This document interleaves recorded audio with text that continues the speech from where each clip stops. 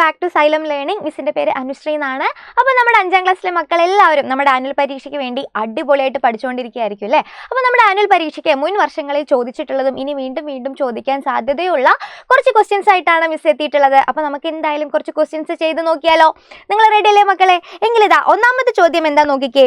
Huge depletion of biodiversity occurs due to the irrational interference of human being. എന്താ പറയുന്നത്? മനുഷ്യന്റെ വിവേചനരഹിതമായ പ്രവർത്തനങ്ങൾ മൂലം വൻതോതിൽ ജൈവ വൈവിധ്യത്തിന് നാശം സംഭവിക്കുന്നു അല്ലേ. നമ്മൾ മനുഷ്യന്മാരെ ഇടപെട്ടിട്ടാണ് നമ്മുടെ എന്താ പറയുക ബയോഡൈവേഴ്സിറ്റിക്ക് ഇത്രയും നാശം ഇക്കാലത്ത് സംഭവിച്ചുകൊണ്ടിരിക്കുന്നത് അല്ലേ. ചോദ്യം ഇതാണ്. ഒന്നാമത്തെ ചോദ്യം എന്താ നോക്കിക്കോളൂ. Write any 2 examples for human activities that destroy biodiversity. എന്താണ്? ജൈവ വൈവിധ്യം നശിപ്പിക്കാൻ ഇടയാക്കുന്ന മനുഷ്യന്റെ പ്രവർത്തനങ്ങൾക്ക് 2 ഉദാഹരണങ്ങൾ എഴുതാനാണ് പറയുന്നത്. നമ്മൾ മനുഷ്യന്മാരുടെ എന്തൊക്കെ പ്രവർത്തനങ്ങളാണ് ബയോഡൈവേഴ്സിറ്റി നശിക്കാൻ കാരണമാവുന്നത്? ഏതെങ്കിലും 2 പ്രവർത്തനങ്ങൾ എഴുതാനാണ് നിങ്ങളോട് ചോദിക്കുന്നത്. അപ്പൊ എന്താണ് നിങ്ങൾ എഴുതാൻ പോകുന്നത്? പറഞ്ഞേ മക്കളെ, എന്തൊക്കെ പ്രവർത്തനങ്ങളാണ് ഇതിന് കാരണമാവുന്നത്? യെസ്, ഒന്നാമത് നമുക്ക് എന്ത് പറയാം? ഡീഫോറസ്റ്റേഷൻ പറയാം അല്ലേ. ഡീഫോറസ്റ്റേഷൻ അഥവാ വനനശീകരണം. നമ്മൾ മനുഷ്യന്മാരാണ് കാട് മൊത്തം വെട്ടിത്തളിച്ച് അവിടെ വലിയ വലിയ ഫ്ലാറ്റുകളും വലിയ വലിയ കെട്ടിടങ്ങളൊക്കെ പണിതിട്ട് നമ്മുടെ ബയോഡൈവേഴ്സിറ്റിയെ നശിപ്പിക്കുന്നത്. അപ്പോൾ ഒന്നാമത്തെ കാര്യമായിട്ട് നമുക്ക് എന്ത് എഴുതാം? ഡീഫോറസ്റ്റേഷൻ അഥവാ വനനശീകരണം നമുക്ക് എഴുതിക്കൂടെ? എങ്കിൽ രണ്ടാമത്തെ കാര്യം എന്താ നോക്കിക്കേ. Levelling paddy fields and water bodies with mud. എന്താ പറയുന്നത്? നമ്മുടെ നാട്ടിലുള്ള കുറേ വയൽ സ്ഥലങ്ങൾ ഉണ്ടായിരിക്കും അല്ലേ, വയലുകൾ. നമ്മുടെ നാട്ടിലുള്ള വയലുകളും അതേപോലെ വാട്ടർ ബോഡീസ് ചെറിയ ചെറിയ കുളങ്ങളും തോടുകളും ഒക്കെ മണ്ണിട്ട് നികത്തി നമ്മൾ എന്ത് ചെയ്യും? അവിടെ വലിയ വലിയ ഫ്ലാറ്റുകളും കെട്ടിടങ്ങളും ഇൻഡസ്ട്രീസും ഒക്കെ നമ്മൾ പണിയും. അത് നമ്മൾ പ്രകൃതിയോട് ചെയ്യുന്ന ഒരു ക്രൂരതയാണല്ലേ. നമ്മുടെ പ്രകൃതിയിൽ കുറേ മരങ്ങളും പുഴകളും വയലുകളും ഒക്കെ നിറഞ്ഞ നല്ല മനോഹരമായതാണ് നമ്മുടെ പ്രകൃതി എന്ന് പറയുന്നത്. പക്ഷേ നമ്മൾ മനുഷ്യന്മാരാണ് എന്ത് ചെയ്യുന്നത്? അതെല്ലാം നശിപ്പിക്കുന്നത്. അപ്പം നമ്മൾ ചെയ്യുന്ന 2 കാര്യങ്ങൾ ഏതൊക്കെയാണ്? ഒന്ന് ഡീഫോറസ്റ്റേഷൻ അഥവാ വനനശീകരണം. രണ്ടാമത്തെ എന്താണ്? Levelling paddy fields and water bodies with mud. നമ്മൾ മണ്ണിട്ട് നികത്തൂല്ലേ. നമ്മുടെ വയലുകളും അതേപോലെ കുളവും തോടും പോലുള്ള വാട്ടർ ബോഡീസും ഒക്കെ നമ്മൾ എന്ത് ചെയ്യും? മണ്ണിട്ട് നികത്തും. അപ്പം അതൊന്നും ചെയ്യാൻ പാടില്ല. ഓക്കെ, രണ്ടാമത്തെ ക്വസ്റ്റ്യൻ ഇതാണ്. Write any 2 activities that can be done to protect biodiversity. എന്താണ്? ജൈവ വൈവിധ്യ സംരക്ഷണത്തിനായി നമുക്ക് സ്വീകരിക്കാവുന്ന 2 പ്രവർത്തനങ്ങൾ എഴുതുക. അപ്പം നശിപ്പിക്കാനുള്ള 2 കാരണം, നമ്മൾ നശിപ്പിക്കുന്ന 2 രീതികൾ നമ്മൾ പറഞ്ഞു. ഇനി നമ്മൾ ആ ബയോഡൈവേഴ്സിറ്റിനെ സംരക്ഷിക്കാൻ വേണ്ടി പ്രൊട്ടക്ട് ചെയ്യാൻ വേണ്ടി നമുക്ക് ചെയ്യാൻ പറ്റുന്ന 2 കാര്യങ്ങൾ എഴുതാനാണ് പറയുന്നത്. എന്തൊക്കെ കാര്യങ്ങൾ നമുക്ക് ചെയ്യാം? യെസ്, ഒന്നാമത്തായിട്ട് നമുക്ക് എന്ത് ചെയ്യാം? Planting trees. നമുക്ക് മരം നടാം അല്ലേ. ഈ മരം വെട്ടുന്നതിനനുസരിച്ച് നമുക്ക് എന്ത് ചെയ്യാം? മരം നടാം. നമ്മൾ ഓരോരുത്തരും ഓരോ മരം നട്ട് കഴിഞ്ഞാൽ ഭാവിയിൽ ഇവിടെ എത്ര മരങ്ങളായി എന്നൊന്ന് ആലോചിച്ച് നോക്കുക. അപ്പം നമ്മുടെ ബയോഡൈവേഴ്സിറ്റിനെ സംരക്ഷിക്കാൻ വേണ്ടി നമുക്ക് ചെയ്യാൻ പറ്റുന്ന ഒന്നാമത്തെ കാര്യമാണ് പ്ലാന്റിംഗ് ട്രീസ് അഥവാ മരം നടുക എന്ന് പറയുന്നത്. നിങ്ങൾ കുട്ടികൾക്കും ചെയ്യാൻ പറ്റുന്ന കാര്യമാണ്. ഇനി രണ്ടാമത്തെ കാര്യം എന്താണ്? Give awareness to children. കുട്ടികൾക്ക് അവബോധനം നൽകുക, അതായത് കുട്ടികളെ ബോധവൽക്കരിക്കുക. അതായത് എന്തൊക്കെയാണ് നമ്മുടെ പ്രകൃതിയുടെ ഇമ്പോർട്ടൻസ്, പ്രകൃതിയിൽ നിന്ന് നമുക്ക് എന്തെല്ലാം കിട്ടുന്നു, പ്രകൃതി ഇല്ലാണ്ടായാൽ നമുക്ക് എന്തൊക്കെ നാശങ്ങളാണ് സംഭവിക്കുന്നത്, അപ്പോൾ പ്രകൃതിയെ നമ്മൾ സംരക്ഷിക്കണം എന്ന കാര്യങ്ങളൊക്കെ കുറിച്ച് നമ്മൾ എന്ത് ചെയ്യുക? വരും തലമുറയ്ക്ക്, അതായത് വരുന്ന കുട്ടികൾക്ക് നമ്മൾ എന്ത് ചെയ്യുക? ബോധവൽക്കരണം കൊടുക്കുക. അപ്പോൾ ഒരു പരിധി വരെ നമുക്ക് എന്ത് ചെയ്യാൻ പറ്റും? ഇതൊക്കെ തടയാൻ പറ്റും. കാരണം ഈ കുട്ടികളാണ് വളർന്ന് ഭാവിയിലെ പൗരന്മാരായി മാറുന്നത്. അപ്പോൾ അവർ ഈ ഒരു പ്രവർത്തികൾ ചെയ്യാണ്ടിരുന്നാൽ തന്നെ നമുക്ക് എന്ത് ചെയ്യാം? നമ്മുടെ പ്രകൃതിനെ, നമ്മുടെ ബയോഡൈവേഴ്സിറ്റി നമുക്ക് സംരക്ഷിക്കാൻ പറ്റില്ലേ?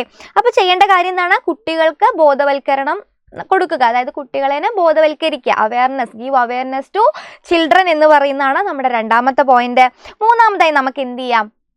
റീസൈക്ലിംഗ് പ്ലാസ്റ്റിക് അല്ലേ. പ്ലാസ്റ്റിക് നമുക്ക് എന്ത് ചെയ്യാം? റീസൈക്കിൾ ചെയ്യുക. അതായത് നമ്മൾ ഒരുപാട് പ്ലാസ്റ്റിക് സാധനങ്ങൾ നമ്മൾ ഇക്കാലത്ത് ഉപയോഗിക്കുന്നുണ്ട്. നമ്മൾ ബോട്ടിൽസ് ആയിട്ടും അതുപോലെ നമ്മൾ ഒരു ചോക്ലേറ്റ് കഴിച്ചാൽ അതിൻ്റെ റാപ്പേഴ്സ് ആയിട്ടും ഒരു ബിസ്ക്കറ്റ് കഴിച്ചാൽ അതിൻ്റെ കവർ എന്താണെങ്കിലും ഒരുപാട് പ്ലാസ്റ്റിക് വേസ്റ്റ് നമ്മളായിട്ട് തന്നെ ഉണ്ടാക്കുന്നുണ്ട്.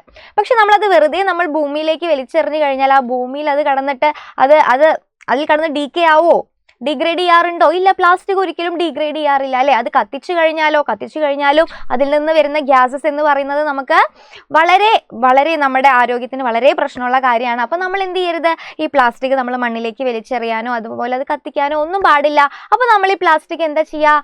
റീയൂസ് ചെയ്യുക, അല്ലെങ്കിൽ റീസൈക്കിൾ ചെയ്യുക. അതിനെ വീണ്ടും വീണ്ടും റീസൈക്കിൾ ചെയ്ത് ഉപയോഗിച്ചുകൊണ്ടിരുന്നാൽ അതിൻ്റെ വേസ്റ്റ് വരുമോ നമ്മുടെ ഭൂമിയിൽ? ഇല്ല. അപ്പോൾ നമുക്ക് ചെയ്യാൻ പറ്റുന്ന അടുത്ത ഒരു കാര്യമാണ് റീസൈക്ലിംഗ് ഓഫ് പ്ലാസ്റ്റിക് വേസ്റ്റുകൾ റീസൈക്കിൾ ചെയ്യുക. അതൊരിക്കലും ഭൂമിയിലേക്ക് വലിച്ചെറിയാനോ കത്തിക്കാനോ പാടില്ല. ഓക്കെ, ഇനി മൂന്നാമത്തെ ചോദ്യം എന്താ നോക്കിക്കേ. Name an organism that faces the threat of extinction. വംശനാശ ഭീഷണി നേരിടുന്ന ഏതെങ്കിലും ഒരു ജീവിയുടെ പേരെഴുതാനാണ് നിങ്ങളോട് പറയുന്നത്. ഏതാണ് നിങ്ങൾക്ക് അറിയുന്നത്? ഏതാണ്? യെസ്, നമ്മൾ പഠിച്ചിട്ടുണ്ട്, നമ്മുടെ ബുക്കിൽ പറയുന്നുണ്ട്. നമ്മുടെ കടലാമ അഥവാ നമ്മുടെ സീ ടർട്ടിലാണ് അല്ലേ. നിങ്ങൾ എല്ലാവരും കടലാമകളെ കണ്ടിട്ടുണ്ടായിരിക്കും. നല്ല ഭംഗിയുള്ള നമ്മുടെ കടലാമകൾ. പക്ഷേ അവരെന്താണ് ഇപ്പോൾ വംശനാശ ഭീഷണി നേരിട്ടുകൊണ്ടിരിക്കുകയാണ്. എങ്ങനെയാണ് അവർ വംശനാശ ഭീഷണി നേരിടുന്നത്? നമ്മുടെ ഈ കടലാമകൾ മുട്ടയിടാൻ വേണ്ടി അവർ കരയിലേക്ക് വന്ന് മണ്ണിൽ ഇങ്ങനെ കുഴി കുത്തിയിട്ടാണ് അവരെന്ത് ചെയ്യുന്നത്? അവർ മുട്ടയിടുന്നത് അല്ലേ. പക്ഷേ നമ്മൾ മനുഷ്യന്മാർ എന്ത് ചെയ്യും? അവരിങ്ങനെ മണ്ണിൽ നമ്മുടെ മണലിൽ ഇട്ട് വെക്കുന്ന ഈ മുട്ടകളെ നമ്മൾ നശിപ്പിക്കുന്നു. അതിൻ്റെ ഭാഗമായി പിന്നെ പുതിയ കുഞ്ഞുങ്ങൾ വിരിഞ്ഞുണ്ടാവോ? ഇല്ല. അപ്പോൾ നമ്മുടെ കടലാമകൾ എക്സ്റ്റിൻഷൻ നേരിടാണ്, വംശനാശ ഭീഷണി നേരിടുകയാണ് നമ്മുടെ കടലാമകൾ. അപ്പോൾ ആരുടെ പേര് എഴുതാം നമുക്ക്? നമ്മുടെ കടലാമകൾ അഥവാ സീ ടർട്ടിൽസ്. പിന്നെ കടലാമകൾ മാത്രമല്ല, നമ്മൾ പഠിച്ചിട്ടുണ്ട് പലതരം പൂമ്പാറ്റകളും ഇക്കാലത്ത് എന്തുണ്ട്? വംശനാശ ഭീഷണി നേരിടുന്നുണ്ട് അല്ലേ. കാരണം പൂമ്പാറ്റ ഇട്ട് വെക്കുന്ന മുട്ട ലാർവയായിട്ട് മാറുന്നു. ആ ലാർവ നമ്മൾ ഇല തിന്നുന്ന പുഴുക്കളാന്ന് വിചാരിച്ച് നമ്മൾ അതെല്ലാം നശിപ്പിച്ച് കഴിയുന്ന സമയത്ത് അവിടെ പുതിയ പുതിയ പൂമ്പാറ്റകളൊന്നും ഉണ്ടാവുന്നില്ല. അപ്പോൾ പൂമ്പാറ്റകളും ഇക്കാലത്തെ വംശനാശ ഭീഷണി നേരിടുന്ന ഒരു ജീവിയാണ്.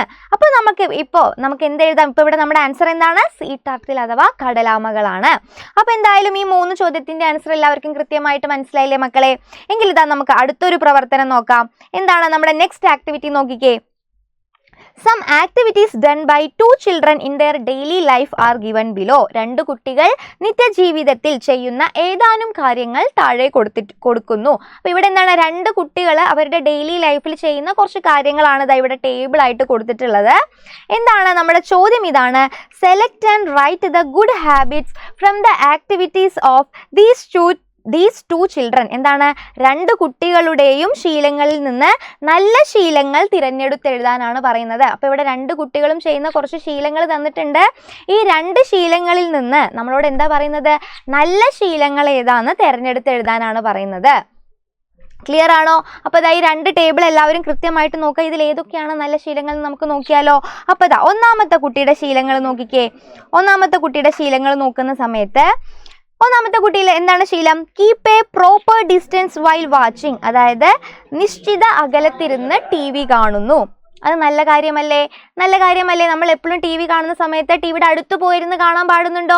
ഇല്ല. നമ്മൾ എന്ത് ചെയ്യണം? ഒരു നിശ്ചിത അകലത്തിരുന്ന് വേണം നമ്മൾ TV കാണാൻ. അപ്പോൾ അതെന്തായാലും ശരിയായിട്ടുള്ള ഒരു കാര്യമാണ് keeps proper distance while watching എന്ന് പറയുന്നത്. ഇനി ആ കുട്ടി ചെയ്യുന്ന രണ്ടാമത്തെ കാര്യം എന്താണ്? Spend entire leisure time playing games on mobile. അതായത് ഒഴിവ് സമയം മുഴുവനും മൊബൈലിൽ ഗെയിം കളിക്കുന്നു. അത് നല്ല കാര്യമാണോ? നിങ്ങളൊക്കെ അങ്ങനെ ചെയ്യാറുണ്ടോ? ഒഴിവ് കിട്ടുന്ന സമയത്തൊന്നും നമ്മൾ എന്ത് ചെയ്യരുത്? മൊബൈലിൽ ഗെയിം കളിക്കരുത് അല്ലേ. അത് നമ്മുടെ കണ്ണിന് കേടാണ്. അപ്പോൾ അത് തെറ്റായ ശീലമാണ്, ഗുഡ് ഹാബിറ്റ് അല്ല അല്ലേ. ഇനി മൂന്നാമത്തെ കാര്യം എന്താ നോക്കിക്കേ. Read sitting in A well lighted room. എന്താണ്? വെളിച്ചമുള്ള മുറിയിൽ ഇരുന്നിട്ടാണ് വായിക്കുന്നത്. നല്ല വെളിച്ചമുള്ള മുറിയിൽ ഇരുന്ന് വേണം നമ്മൾ എന്ത് ചെയ്യാൻ വേണ്ടിയിട്ട്? ബുക്ക് വായിക്കാൻ വേണ്ടിയിട്ട്. വെളിച്ചമില്ലാത്ത ഇരുട്ടുള്ള മുറിയിൽ ഇരുന്ന് ബുക്ക് വായിച്ചാൽ നമ്മുടെ കണ്ണിന് നല്ല സ്ട്രെയിൻ വരും അല്ലേ. അപ്പോൾ വെളിച്ചമുള്ള മുറിയിൽ ഇരുന്ന് വായിക്കുക എന്ന് പറയുന്നത് ഒരു ഗുഡ് ഹാബിറ്റ് ആണ്, ഒരു നല്ല ശീലമാണ്. ഇനി ആ കുട്ടി ചെയ്യുന്ന അടുത്ത കാര്യം എന്താ നോക്കിക്കേ. Rub eyes when dust get into it. അതായത് കണ്ണിൽ പൊടി വീണാൽ കണ്ണ് തിരുമ്പുന്നു. ഇപ്പം കണ്ണിൽ എന്തെങ്കിലും കാരണവശാൽ പൊടി വീണ് കഴിഞ്ഞാൽ നമ്മൾ നന്നായിട്ട് തിരുമ്പും. അത് നല്ല ശീലമാണോ? അല്ല, നല്ല ശീലമല്ല. അങ്ങനെ കണ്ണ് തിരുമ്മി കഴിയുന്നത് നമ്മുടെ കണ്ണിന് കേടാണല്ലേ. നമ്മൾ എന്താ ചെയ്യേണ്ടത്? ശുദ്ധമായ വെള്ളം വെച്ച് നന്നായിട്ട് കഴുകുകയാണ് അപ്പോൾ ചെയ്യേണ്ടത്. തിരുമാൻ പാടില്ല. അപ്പോൾ അതെന്താണ്? ഗുഡ് ഹാബിറ്റ് ആണോ? അല്ല. ഇനി രണ്ടാമത്തെ കുട്ടിയുടെ കാര്യം നോക്കിക്കേ. നമ്മുടെ ചൈൽഡ് 2, നമ്മുടെ രണ്ടാമത്തെ കുട്ടി ചെയ്യുന്ന കാര്യങ്ങൾ നോക്കാം. Read books while travelling. എന്താണ്? ബസ്സിൽ യാത്ര ചെയ്യുമ്പോൾ പുസ്തകം വായിക്കുന്നു. നല്ല ശീലമാണോ? ബസ്സിൽ യാത്ര ചെയ്യുന്ന സമയത്ത് പുസ്തകം വായിക്കുന്നത് നല്ല ശീലമാണോ? അല്ല, നമുക്ക് നല്ല തലവേദനയൊക്കെ വരാനുള്ള സാധ്യത വളരെ കൂടുതലാണല്ലേ. അപ്പോൾ അത് ഗുഡ് ഹാബിറ്റ് അല്ല, നല്ല ശീലമല്ല. അടുത്ത നോക്കിക്കോളൂ. Avoid playing with sharp objects. അതായത് കൂർത്ത വസ്തുക്കൾ ഉപയോഗിച്ച് കളിക്കാറില്ല. നല്ല കാര്യമല്ലേ? കൂർത്ത വസ്തുക്കളൊക്കെ ഉപയോഗിച്ച് കളിച്ചാൽ എന്താണ്? നമ്മുടെ മേത്ത് തട്ടാൻ, നമ്മുടെ കണ്ണിൽ തട്ടാൻ, നമ്മുടെ ശരീരത്തിൽ തട്ടാനും നമുക്ക് മുറിവ് പറ്റാനൊക്കെ ഉള്ള സാധ്യത വളരെ കൂടുതലാണ്. അപ്പോൾ ഒരിക്കലും കൂർത്ത വസ്തുക്കളൊന്നും ഉപയോഗിച്ച് കളിക്കരുത്. അപ്പോൾ കൂർത്ത വസ്തുക്കൾ ഉപയോഗിച്ച് കളിക്കാറില്ല എന്ന് പറയുന്നത് എന്താണ്? ഒരു ഗുഡ് ഹാബിറ്റ് ആണ്, ഒരു നല്ല ശീലമാണ്. ഓക്കെ, അടുത്തത് എന്താണ്? Watches TV sitting in a dark room. ഇരുട്ടുമുറിയിൽ ഇരുന്ന് TV കാണുന്നു. അങ്ങനെ ചെയ്യാൻ പാടുന്നുണ്ടോ? ഇല്ല. ഫുൾ ഇരുട്ടാണ്, ഈ ടി വിയിൽ നിന്നുള്ള ലൈറ്റ് മാത്രമാണ് നമ്മുടെ കണ്ണിലേക്ക് വരുന്നെങ്കിൽ നമ്മുടെ കണ്ണിന് അത് ഭയങ്കര കേടാണല്ലേ. അപ്പോൾ ഇരുട്ട് മുറിയിലിരുന്ന് ടി വി കാണുക എന്ന് പറയുന്നത് ഗുഡ് ഹാബിറ്റ് അല്ല, നല്ല ശീലമല്ല. അടുത്ത എന്താ നോക്കിക്കേ, washes eye with cold water when dust get into it. നമ്മൾ പറഞ്ഞ പോലെ കണ്ണിൽ കരട് വീണാൽ തണുത്ത വെള്ളം ഉപയോഗിച്ച് കഴുകുന്നു. നല്ല കാര്യമാണ്, ഒരിക്കലും തിരുമാൻ പാടില്ല. നമ്മൾ എന്ത് ചെയ്യണം? തണുത്ത വെള്ളം ഉപയോഗിച്ച് കഴുകുകയാണ് ചെയ്യേണ്ടത്. അപ്പോൾ അതെന്താണ്? ഒരു ഗുഡ് ഹാബിറ്റ് ആണ്. അപ്പോൾ നമ്മളിത് 2 കുട്ടികൾ ചെയ്യുന്ന കുറേ ഹാബിറ്റുകൾ കണ്ടു. അതിൽ ഏതൊക്കെയാണ് ഗുഡ് ഹാബിറ്റ്, ഏതൊക്കെയാണ് ബാഡ് ഹാബിറ്റ്സ് എന്ന് നമ്മൾ കണ്ടെത്തി. ക്ലിയർ ആണോ? എങ്കിൽ അടുത്ത ചോദ്യം എന്താ നോക്കിക്കേ, Which script is used by the blind to read and write? അന്ധരായ ആളുകൾ എഴുതാനും വായിക്കാനും ഉപയോഗിക്കുന്ന ലിപി സമ്പ്രദായം ഏതാണ്? കണ്ണു കാണാത്ത ആളുകൾക്ക് നമ്മളെപ്പോലെ എഴുതാനും വായിക്കാനും ഒന്നും സാധിക്കില്ല. അപ്പോൾ അവരുപയോഗിക്കുന്ന ലിപി സമ്പ്രദായത്തിന് നമ്മളൊരു പേര് പറയും. എന്താണത്? കണ്ണു കാണാത്ത ആളുകൾ എഴുതാനും വായിക്കാനും ഉപയോഗിക്കുന്നത് ഈ ചിത്രത്തിൽ കാണുന്ന ഈ ലിപി സമ്പ്രദായത്തിന് നമ്മൾ പറയുന്ന ഒരു പേരുണ്ട്. എന്താ മക്കളെ? Yes, it is called Braille script. എന്താണ്? ബ്രെയിൽ സ്ക്രിപ്റ്റ് അഥവാ നമുക്ക് എന്ത് പറയാം? ബ്രെയിൽ ലിപി എന്ന് പറയാം. ബ്രെയിൽ ലിപി അഥവാ ബ്രെയിൽ സ്ക്രിപ്റ്റ് എന്ന് നമുക്ക് പറയാം. അതാണ് അന്ധരായ ആളുകൾ എഴുതാനും വായിക്കാനും വേണ്ടി ഉപയോഗിക്കുന്നത് അല്ലേ? ബ്രെയിൽ സ്ക്രിപ്റ്റ് അഥവാ നമ്മുടെ ബ്രെയിൽ ലിപിയാണ്. ഇനി നമ്മുടെ മൂന്നാമത്തെ ചോദ്യം നോക്കിക്കേ, skin is the largest organ in our body, how do we protect it? നമ്മുടെ ശരീരത്തിലെ ഏറ്റവും വലിയ അവയവമാണ് ഏത്? നമ്മുടെ ത്വക്ക് അഥവാ നമ്മുടെ സ്കിൻ എന്ന് പറയുന്നത് അല്ലേ. ത്വക്ക് സംരക്ഷണത്തിനായി എന്തെല്ലാം മാർഗങ്ങളാണ് നാം സ്വീകരിക്കേണ്ടത്? നമ്മുടെ സ്കിന്ന് നമ്മുടെ ഏറ്റവും വലിയ അവയവമാണ്, പക്ഷെ നമുക്കത് പ്രൊട്ടക്ട് ചെയ്യാൻ, അത് സംരക്ഷിക്കാൻ വേണ്ടി നമ്മൾ എന്തൊക്കെ കാര്യങ്ങൾ ചെയ്യണം മക്കളെ? നോക്കിക്കേ, we should clean the skin very well while bathing. കുളിക്കുമ്പോൾ ത്വക്ക് നന്നായി വൃത്തിയാക്കണം. രണ്ടാമത്തെ കാര്യം എന്താണ്? We should protect the skin from excessive cold and heat. അമിതമായ ചൂടിൽ നിന്നും അമിതമായ തണുപ്പിൽ നിന്നും നമ്മൾ എന്ത് ചെയ്യണം? നമ്മുടെ സ്കിന്നിനെ പ്രൊട്ടക്ട് ചെയ്യണം. തിളച്ച വെള്ളം ദേഹത്തേക്ക് വീണ് കഴിഞ്ഞാൽ നമ്മുടെ സ്കിന്ന് പൊള്ളിപ്പോവില്ലേ? അപ്പോൾ നമ്മുടെ സ്കിന്ന് പ്രൊട്ടക്ട് ചെയ്യാൻ വേണ്ടി അമിതമായ ചൂടിൽ നിന്നും തണുപ്പിൽ നിന്നൊക്കെ നമ്മൾ എന്ത് ചെയ്യണം? സ്കിന്നിനെ പ്രൊട്ടക്ട് ചെയ്യണം. നന്നായിട്ട് കുളിക്കണം. അതൊക്കെയാണ് നമ്മൾ നമ്മുടെ സ്കിന്ന് പ്രൊട്ടക്ട് ചെയ്യാൻ വേണ്ടി ചെയ്യേണ്ട കാര്യങ്ങൾ. അപ്പോൾ ഈ ആക്ടിവിറ്റിയിലുള്ള എല്ലാ ചോദ്യങ്ങളും കൃത്യമായിട്ട് മനസ്സിലായില്ലേ? അപ്പോൾ നിങ്ങൾ എന്ത് ചെയ്യണം? ഇതുപോലെ നമ്മുടെ മുൻ വർഷങ്ങളിൽ ചോദിച്ചിട്ടുള്ള ക്വസ്റ്റ്യൻ പേപ്പേഴ്സ് ഒക്കെ എടുത്ത് അതിലുള്ള ക്വസ്റ്റ്യൻസ് ഒക്കെ വീണ്ടും വീണ്ടും ചെയ്ത് നോക്കണം. അപ്പോൾ ഇങ്ങനെ കുറേ ക്വസ്റ്റ്യൻസ് പ്രാക്ടീസ് ചെയ്യുമ്പോഴാണ് നമുക്ക് എക്സാമിന് പെട്ടെന്ന് ചോദ്യങ്ങളൊക്കെ കാണുമ്പോൾ ആൻസർ ചെയ്യാൻ പറ്റുന്നത്. പിന്നെ ഒരുപാട് ചോദ്യങ്ങളൊക്കെ ആയിട്ട് ഇതാ മിസ്സുമാർ എല്ലാവരും വീണ്ടും വീണ്ടും ഇതുപോലെ വീഡിയോസൊക്കെ ആയിട്ട് വീണ്ടും വീണ്ടും വരുന്നതാണ്. അപ്പോൾ എല്ലാവരും എന്ത് ചെയ്യുക? അടിപൊളിയായിട്ട് പഠിക്കുക. വീഡിയോസൊക്കെ കണ്ട് അടിപൊളിയായിട്ട് നല്ല കുട്ടികളായിട്ട് തന്നെ പഠിക്കുക കേട്ടോ. അപ്പോൾ നമുക്ക് വീണ്ടും കാണാം. അപ്പോൾ എല്ലാ കുട്ടികൾക്കും ഓൾ ദ ബെസ്റ്റ്.